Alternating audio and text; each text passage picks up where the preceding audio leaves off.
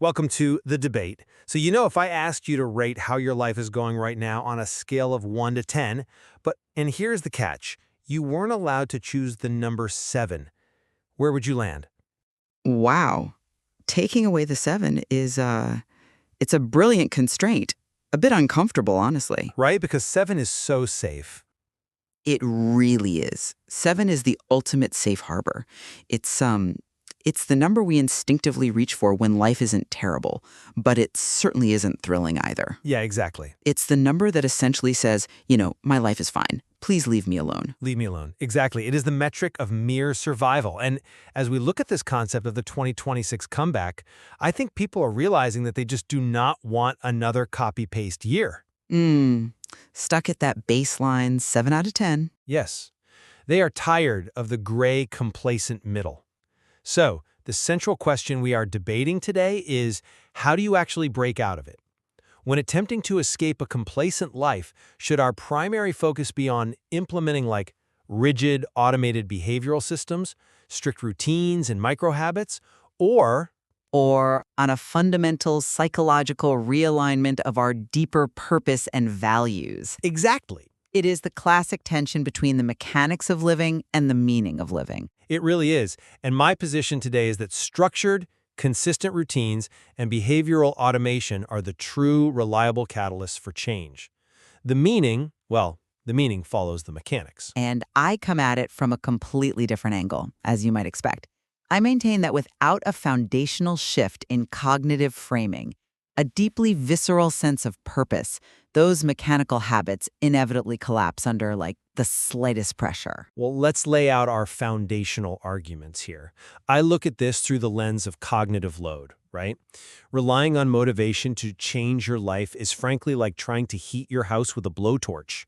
A blowtorch. Okay, that's a vivid image. Right? Because it is incredibly intense, it requires your constant, undivided attention, and the second you put it down, the room freezes again. Behavioral systems, on the other hand, are the thermostat. You do the upfront work to wire the house, and then it quietly maintains your baseline without you having to constantly think about it. Because we have to recognize that when we are mentally depleted, when we are running on empty at the end of a long workday, we absolutely cannot rely on willpower. Sure, willpower fades. Exactly. We must rely on systems that put our positive choices on autopilot.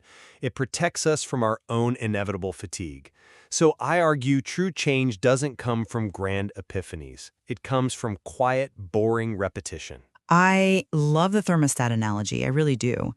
But consider what happens when the house itself is built in a neighborhood you desperately want to leave, Oh, interesting. right? Because you can perfectly regulate the temperature of a life you secretly hate. People do it all the time. They optimize their misery. Optimize their misery. Okay, that's a bit dark, but go on. But it's true. That is my foundational argument here. People do not fail to change because life is too hard or because they lack a highly optimized morning schedule. They fail because they drift. Drift. Yeah, they slowly slide into an average gray life, one tiny, unthinking decision at a time.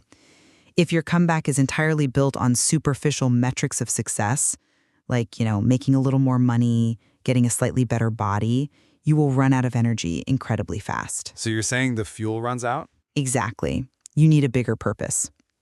Before you build a system, you have to confront your idea graveyard. The idea graveyard. Yeah, that's the waiting room in your brain where all your unfulfilled dreams live. Until you rewrite the internal narratives that place those dreams in the graveyard to begin with, your behavioral mechanics are just a temporary performance. Look, I see the romance in that, this idea that discovering a grand purpose will suddenly cure our complacency.